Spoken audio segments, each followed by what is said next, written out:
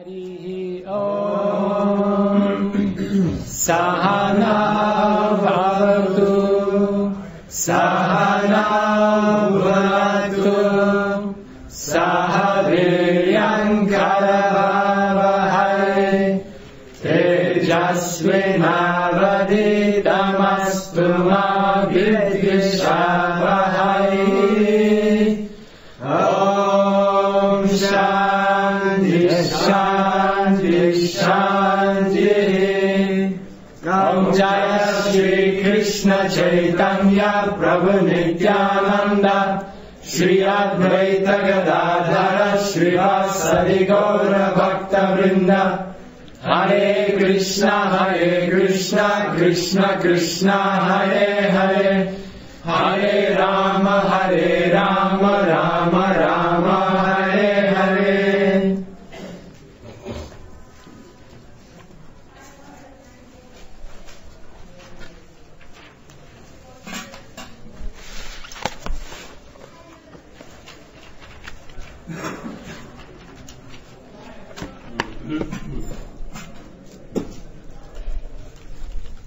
So yesterday we spoke about the 5 topics of the Upanishads. Do you remember what were they? Can somebody list them? Yes. Brahman. The nature of Brahman. The nature of Brahman. Yes. First. The nature of the jiva. Okay. The material nature. Material energy. Yes. So these 3 are outlining Sambandha, and then the 4th. Then the how to achieve the abode of the Lord. Yes. And then the nature of the abode of the Lord. The nature of the supreme goal, and there is another thing. Yes. The status of jiva. Yes. That means what? What does it mean? The status of jiva and mukti. Is that the different levels from Shraddha to Prema?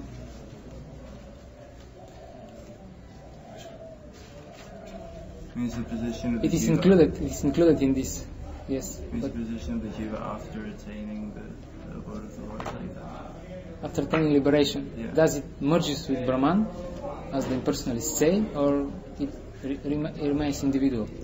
There's 5 types of liberation. That's one of them, merging. Yeah, but the personalists, they think that there is just one liberation, one type of liberation. Well, the Mayavadis. There's more. And we accept that there are more. So some people say the jiva just becomes one with Brahman, and some people say no, it remains individual. So this is what it means. What is the position of the jiva when it attains liberation? This is the meaning. Yes. That liberation of merging with Krishna, that's temporary. Huh? Yes, Sayuji. And therefore, some devotees say it's not technically it's not even.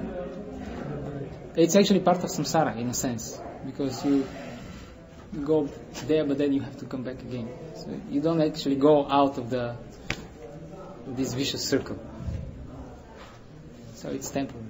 Why is it considered a type of liberation? Because for a big amount of time there is no material sufferings anymore. When you attain the jiva attains the Brahman, the mukti, liberation, but because it's not natural for the jiva to be inactive, then at one point it should come down. So it depends from which point you're looking. Therefore, we don't accept this as real liberation, the Vaishnavas.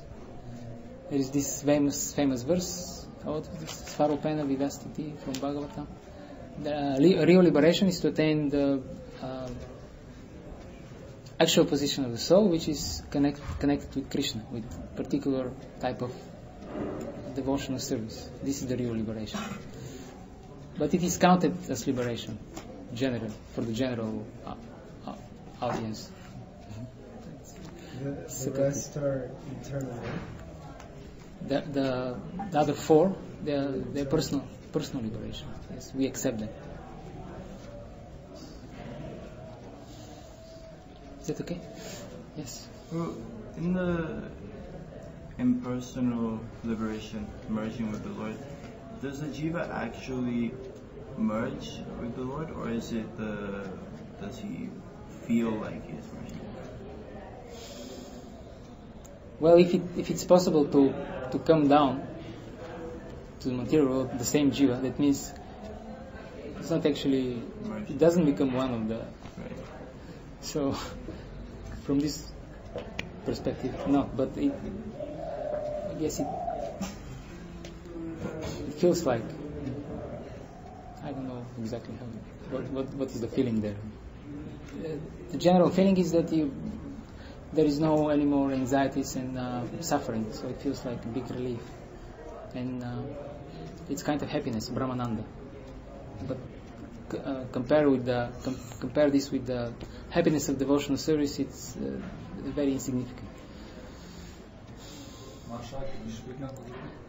Yeah. Okay. Thank you.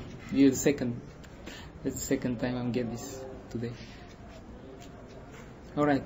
That's clear. Huh? Or we can go on. So there is no difference between how the different schools of that accept the Vedanta, the Upanishads. There is no difference in their understanding what are the 5 topics of the Upanishads. They all accept these 5 topics as the main discussion. But as we know, they interpret these 5 topics in different ways. And part of the reason is the language of the Upanishads is very esoteric. It's different language. It's the language of the rishis. In 11th canto Bhagavatam, Krishna says that he likes this kind of language also. It's an indirect, hidden meaning. And this is the way the sages talk. And this is part of the reason why there are different schools of Vedanta. Another reason is the statements of the Upanishads are sometimes they look like they say different things on the same subject. They look from different perspective, and sometimes even it looks like they're disagreeing.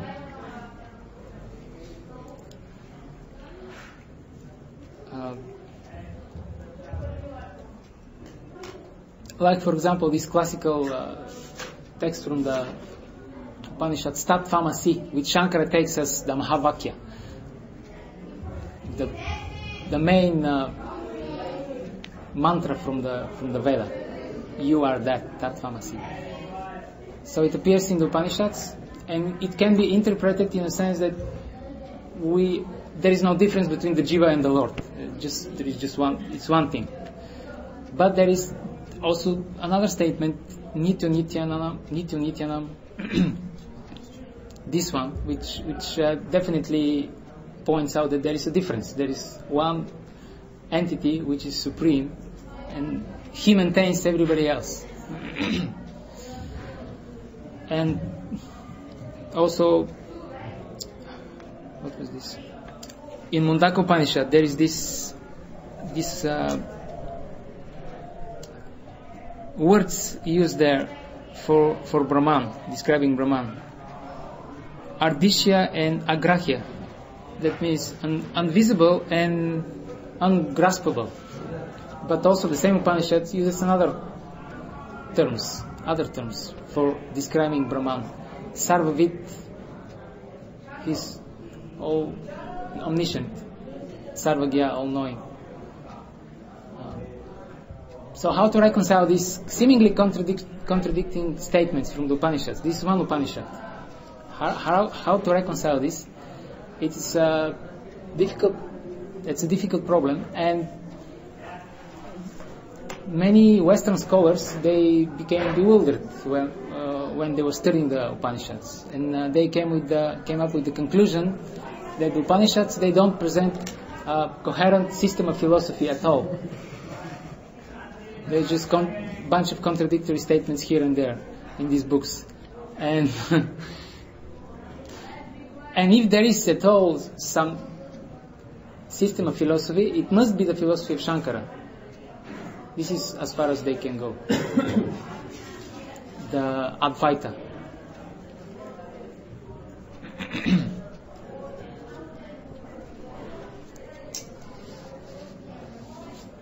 So, a few words about, yes? Is there a difference between Sarvavit and Sarvagya? Well, let me see what I wrote here. Sarvavit.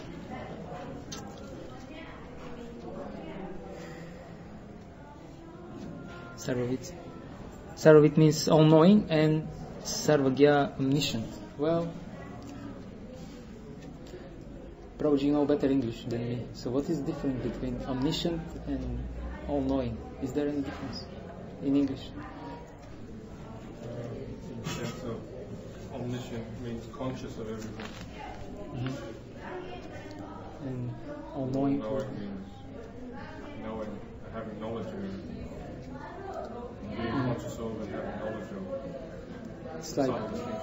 Slight distinction. Otherwise, in Sanskrit, originally I'm not aware what is the difference between these. But in English, at least, we get some subtle difference. That's okay.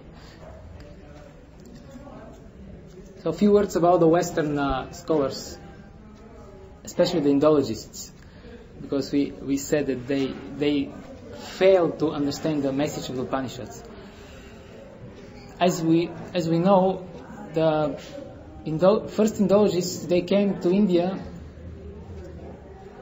to study the culture and the Vedas, sacred text of India, but they had an agenda. It was not just how they like to present themselves. It was not just scientific research from a neutral point of view.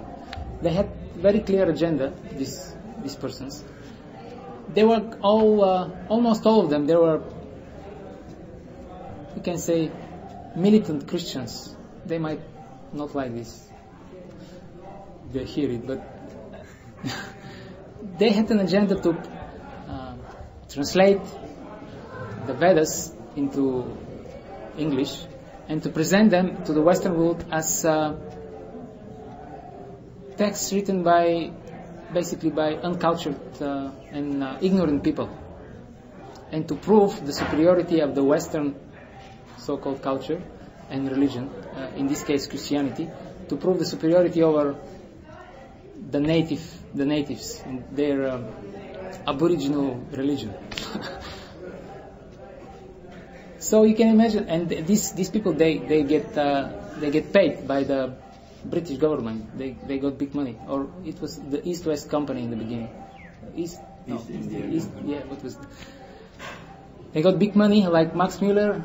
He was paid to translate the Vedas in this way, and he did a good job. Although he never came to India actually in his life. He was never in India, but he did good job and translated the Vedas in such a way, and presented the Vedic culture in such a way that it was distorted actually. And although if you now if you talk to modern Indologists, they will become offended if you point out these things, and they will say something like, "Well, you think we never made any step, we never made any progress since the first Indologists. Now we study the Vedas from neutral point of view. Now we're not Christians." And that's true. Most of them are nowadays they don't have any religious background, but still they use the same books produced by these first Indologists, and they use basically the same framework of thinking. So these people, they say that some of them they say that the Upanishads, they don't have coherent system of philosophy. So naturally, this cannot be accepted as in a serious way from the followers of the Vedic tradition. And since the time of the first Indologists, there have been always a tension between the followers of the Vedas, those who practice, and these scholars. And this tension is going on even now, today. and doesn't depend on the tradition of the Vedic tradition school. Everybody who accepts the Vedas, they don't accept the conclusions of the scholars. Because according to the Vedas, the Upanishads themselves, in order to study the Upanishads, you have to accept certain discipline. You have to, for example, you have to have a qualified teacher, a guru, who comes from this tradition. So if you don't follow the way of study and the tradition, and you try to study this tradition in your own way, then naturally the conclusions that you're going to reach will be different, and they won't be accepted by the traditionalists, by the people who actually apply, live this knowledge, and have faith in it. So this is the main reason for this tension between the followers of the Vedas and the scholars, and it's going on today.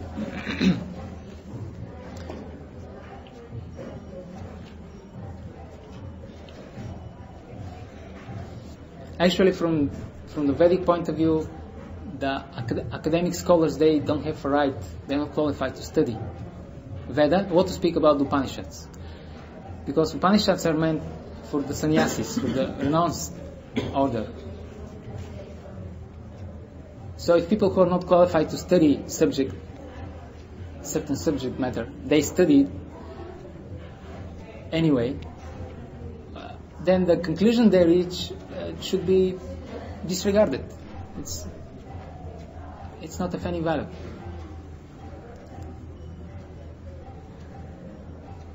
Unless it is connected somehow with Krishna. So, Srila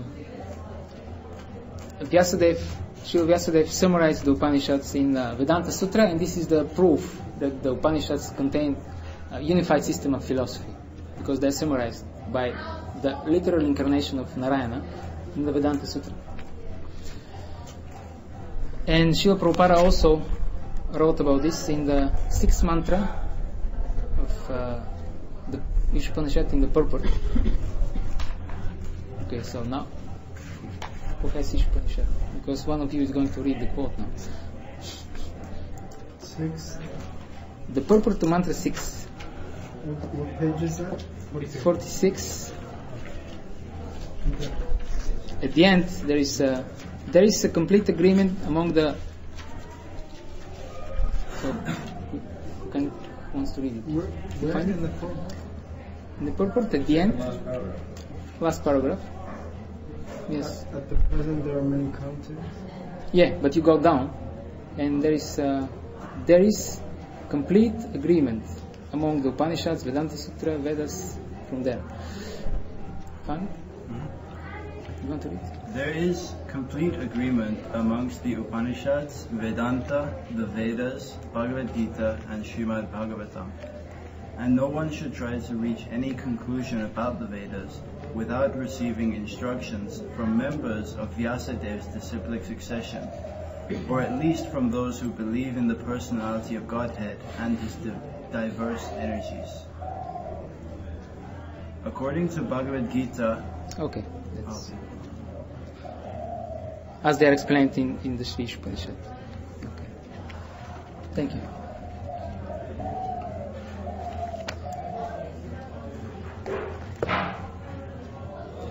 So a few words about Isopanisad before we start with the study guide. So Isopanisad, as we mentioned, appears in well, first of all, usually when you see the 10 Upanishads, principal Upanishads listed, the list starts with Isopanishad. And this Upanishad appears in the Samhita part of the Shukla Yajurveda, which makes him unique, because Samhita is Samhita, then you have Brahmana, Aranyaka, and then at the end you have Upanishads. But this Upanishad appears directly there. And this signifies, because it appears at the end of this Samhita, in the 39th chapter, this signifies that all the activities prescribed in this Samhita are to be performed with knowledge. That means Buddhi Yoga, or actually the main topic of Bhagavad Gita, Buddhi Yoga, action combined with knowledge. And among all Indian transcendentalists and scholars, it is highly respected. Isopanisad is very, very respected, although it contains only 18 mantras. Everybody knows its value, and Srila Baladev Vidibhushan even calls Isopanisad the Acharya among the Shrutis. So what Prabhupada gave us, the translation and commentaries on Isopanisad, is something very valuable. We have the most important Upanishad translated and commented. So I don't want to start with the study guide now. I'd like to end up and to start Thursday with the whole thing. So if you have any questions, yes.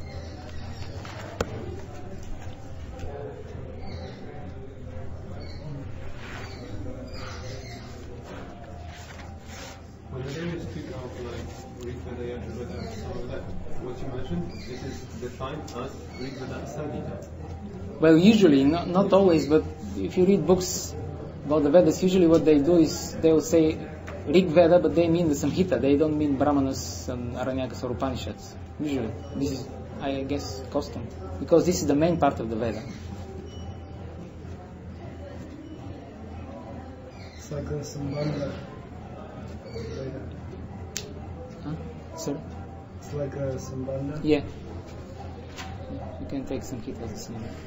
Well, I think you mentioned yesterday that the Brahmanas and Aranyakas, or at least the Brahmanas, they're written in prose. The Brahmanas are in prose, yes, I think. And you said also that the Yajur Yajur Veda Veda is also. in prose. Yeah. So even the Samhitas of the Yajur Veda are in I prose. think the Samhitas should be, well, this is part of the Samhita, Yajur Veda. And it's obviously, Isopanisad is in verse form. Yeah. I guess part of Yajur Veda is in prose. The main part which describes how to conduct the sacrifice. I think this part is in prose. Maybe some. Like Bhagavatam mainly is poetry. But you have in 5th canto huge chapters which are yes. You cannot see the poetry so prominent there. It's more or less prose.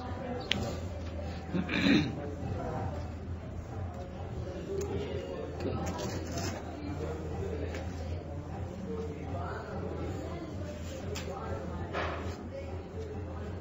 So please read the first, the pages of the introduction and the invocation and the purport, also the first mantra. If you haven't till now, for Thursday.